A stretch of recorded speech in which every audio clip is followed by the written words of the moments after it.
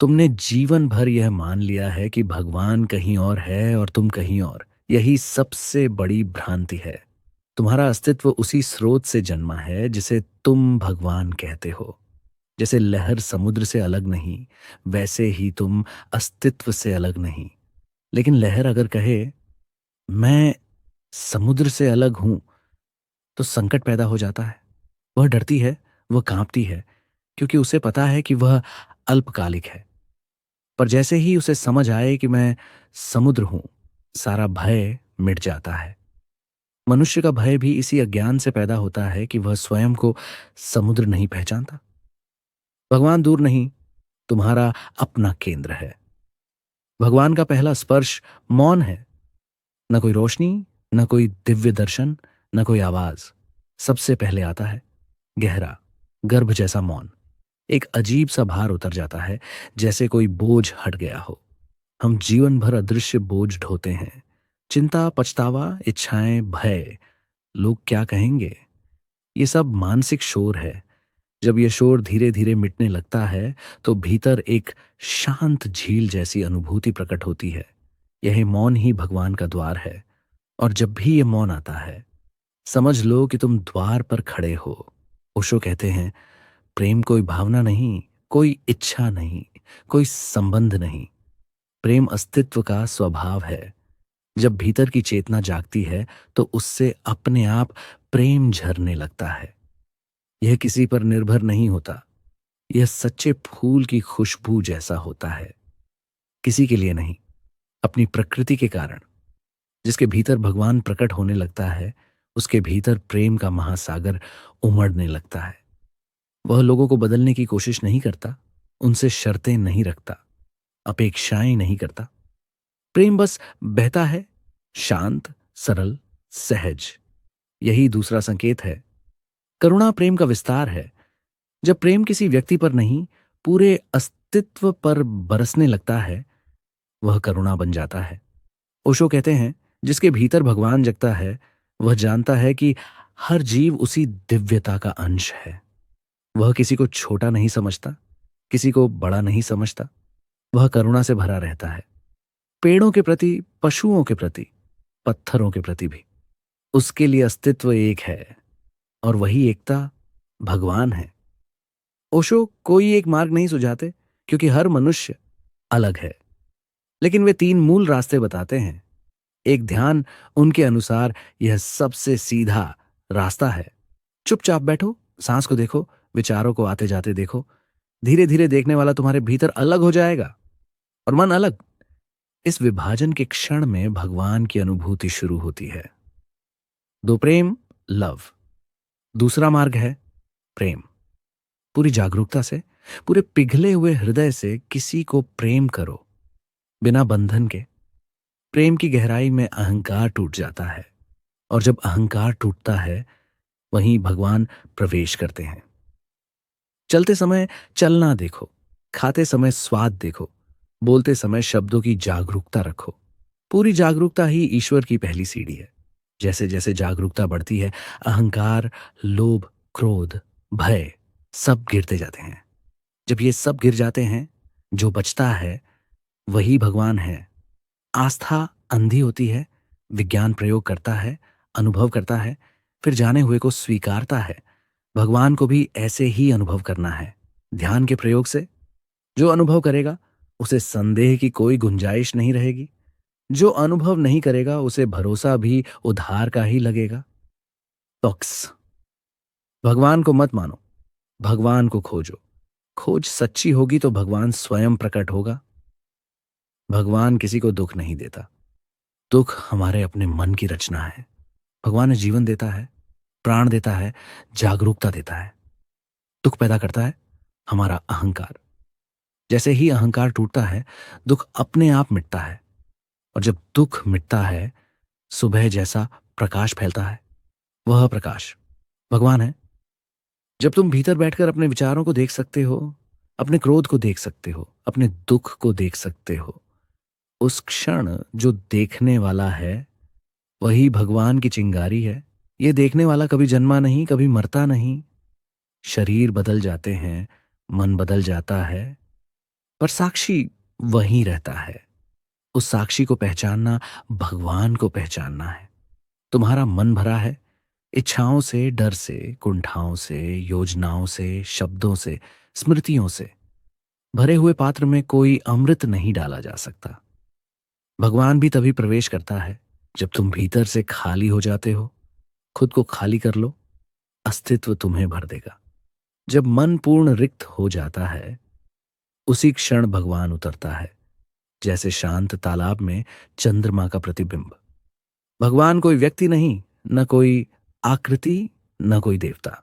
भगवान है सत्य चैतन्य, आनंद। जब भीतर सत्य प्रकट हो, जब चेतना जागे, जब आनंद बिना कारण उमड़े, उसी संयोजन को ओशो भगवान कहते हैं। उसी को प्राचीन वेदों ने कहा, भगवान दिखाई इसलिए नहीं देता क्योंकि तुम देखने के योग्य नहीं हुए हो। हमारी आंखें बाहर की ओर बनी हैं, वे वस्तुओं को देखती हैं, पेड़, लोग, भवन, आकाश। लेकिन भगवान वस्तु नहीं है, वह तो दर्शक है। उसे देखने के लिए दृष्टि को बाहर से भीतर मोड़ना पड़ता है। यह मोड़ ही ध्यान है। जब दृष्टि भीतर जाती है, वह वहां एक प्रकाश देखती है जो कभी बुझता नहीं, जिसे कोई छू नहीं सकता, कोई नष्ट नहीं कर सकता। वही प्रकाश भगवान है। मानना मन की प्रवृत्ति है, जानना आत्मा की अनुभूति। मानना हमेशा उधार होता है। किसी ने कहा और तुमने मान लिया। किताबों ने कहा, परंपराओं ने कहा, गुरुओं ने कहा और तुमने स्वीकार लिया। लेकिन अनुभव तुमने नहीं किया। इसलिए मानने से भय रहता है, संदेह रहता है, अशांति रहती है। जानने से शांति आती है। जिसने भगवान को जाना, उसके लिए कोई प्रमाण नहीं चाहिए। उसका अस्तित्व ही प्रमाण है कि भगवान को जानने की यात्रा 3 चरणों से गुजरती है। विचारों को देखो, भावनाओं को देखो, क्रोध को देखो, अहंकार को देखो। बस देखो, बिना निर्णय के। यह देखना तुम्हें अपनी चेतना से परिचित कराता है।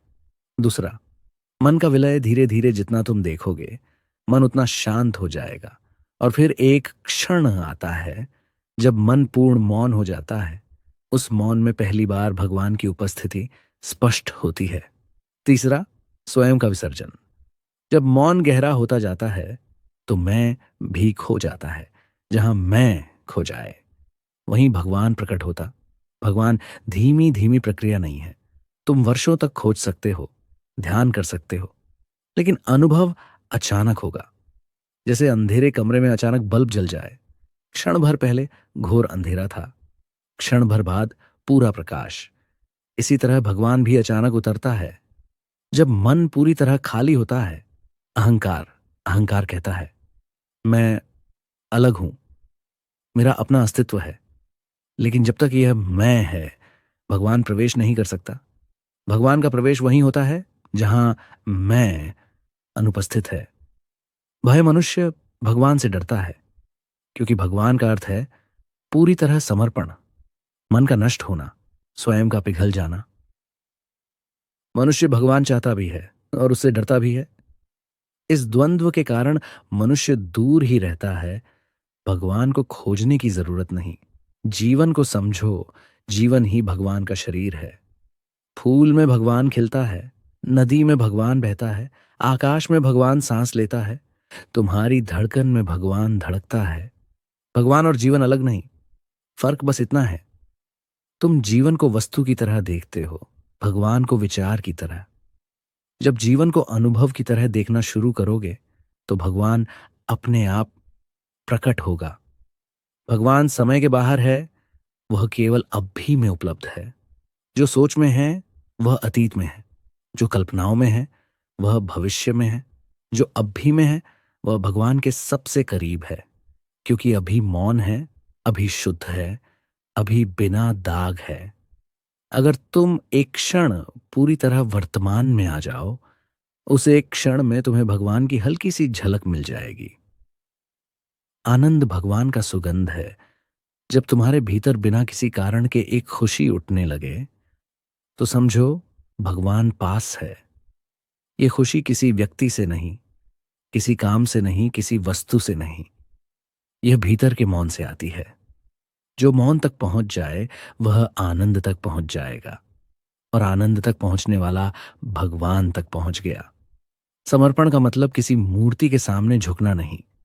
समर्पण का अर्थ है अपने अहंकार को त्यागना, ये समझना कि तुम्हारा मैं सिर्फ भ्रम है।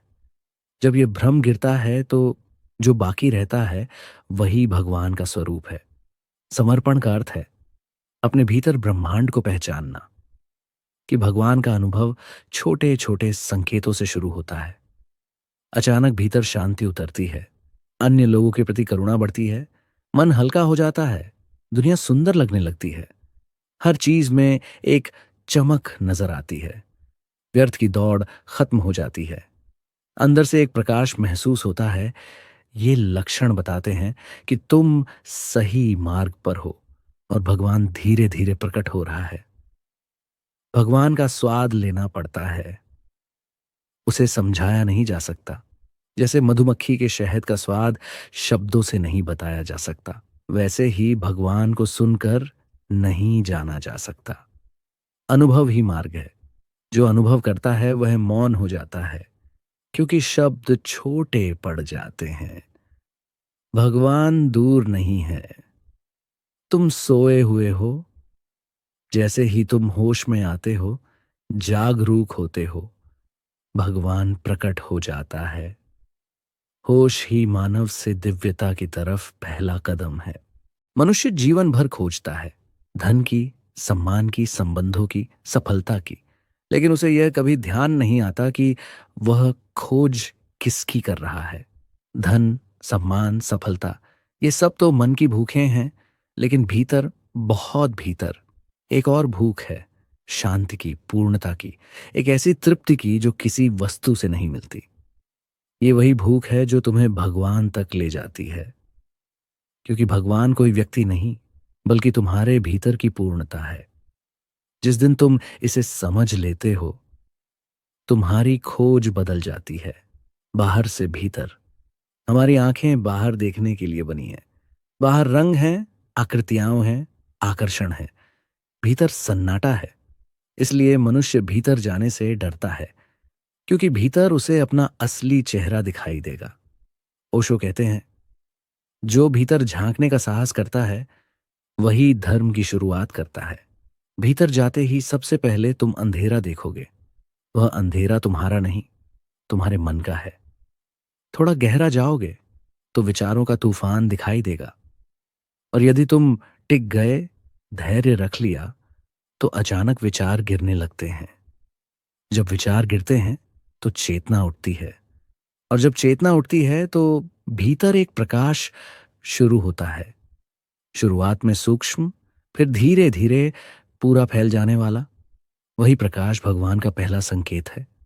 तुम वर्षों तक ध्यान कर सकते हो, जप सकते हो, उपवास कर सकते हो, कुछ नहीं होगा, क्योंकि भगवान कोई प्रक्रिया नहीं है। भगवान झलक है, कृपा है, अचानक की घटना है। लेकिन तुम्हारी तैयारियां जरूरी हैं। तैयारी है मन को खाली करना, विचारों के बोझ को गिराना, अहंकार के पिंजरे को तोड़ना। और जब मन पूरी तरह शांत हो जाता है, सिर्फ एक क्षण के लिए, उस क्षण में भगवान उतरता है। जैसे काले बादल अचानक हट जाए और सूर्य एकदम प्रकट हो जाए। वह क्षण छोटा होगा, पर वही तुम्हारी नई जन्म कथा लिख देगा। अहंकार कहता है मैं हूं, भगवान कहता है तू नहीं है। दोनों एक साथ नहीं रह सकते। मनुष्य भगवान को चाहता भी है और अपने अहंकार को छोड़े बिना चाहता है। ये ऐसे है जैसे किसी ने हाथ में पत्थर पकड़े हों और कहे मुझे फूल दो। फूल तभी हाथ में आएगा जब तुम पत्थर छोड़ोगे। अहंकार पत्थर है, भारी, कठोर, बोझ। भगवान फूल है, हल्का, सुगंधित, कोमल। जिस दिन तुमने मैं को गिरा दिया, उस दिन भगवान भीतर खिल जाएगा। लोग समझते हैं समर्पण मतलब किसी के सामने झुकना। यह गलत है। समर्पण का अर्थ है अपने भीतर उस मैं को त्याग देना जो तुमने झूठा बना रखा है। समर्पण है अपने को खाली करना, और खाली पात्र ही अमृत से भरता है। जब व्यक्ति शून्य हो जाता है तभी परम पूरा उतरता है। जब मन तुम्हें रोकता है, मन डराता है, मन कहता है अगर तुम भीतर गए तो खो जाओगे। मन सच कहता है, लेकिन पूरा सच नहीं। हाँ, तुम खो जाओगे, लेकिन सिर्फ वही खोएगा जो तुम नहीं हो। तुम्हारा झूठ खोएगा, तुम्हारा बोझ खोएगा, तुम्हारा दर्द खोएगा, और जो बचेगा वह तुम हो, तुम्हारा असली अस्तित्व। मन हमेशा अतीत भविष्य में भागता है। वर्तमान में रहना इसे मौत जैसा लगता है, क्योंकि मन का अस्तित्व अतीत भविष्य पर टिका है। वर्तमान में सिर्फ चेतना होती है, और चेतना का दूसरा नाम भगवान है। जब कोई व्यक्ति सही मार्ग पर चलता है तो यह संकेत धीरे धीरे आने लगते हैं। एक, अचानक भीतर शांति उतरने लगती है, बिना किसी कारण, बिना किसी वजह। दो, मन हल्का हो जाता है, जैसे कोई पुराना बोझ उतर गया हो। तीन, चार, करुणा बढ़ जाती है, तुम दूसरों को नयापन से देखना शुरू करते हो। पांच, दौड़ खत्म होने लगती है, अब तुम्हें कहीं पहुंचने की जल्दी नहीं रहती। छह, भीतर से प्रकाश सा महसूस होता है, कभी आंखें बंद करते ही तो कभी आंखें खुली रहते हुए भी। ये छोटे छोटे संकेत बताते हैं कि भगवान तुम्हारे द्वार पर है। तुम बस कदम भर पीछे हटो, वह स्वयं प्रवेश करेगा। यदि तुम्हारे भीतर बिना कारण खुशी उठने लगे तो समझो भगवान पास है, क्योंकि बिना कारण की खुशी हमेशा भीतर से आती है। ये खुशी किसी वस्तु की नहीं, किसी व्यक्ति की नहीं, किसी परिस्थिति की नहीं। ये खुशी मौन की उपज है। जहां मौन हो वहां भगवान की उपस्थिति तय है। शब्द भगवान तक नहीं ले जा सकते, विचार भगवान तक नहीं ले जा सकते।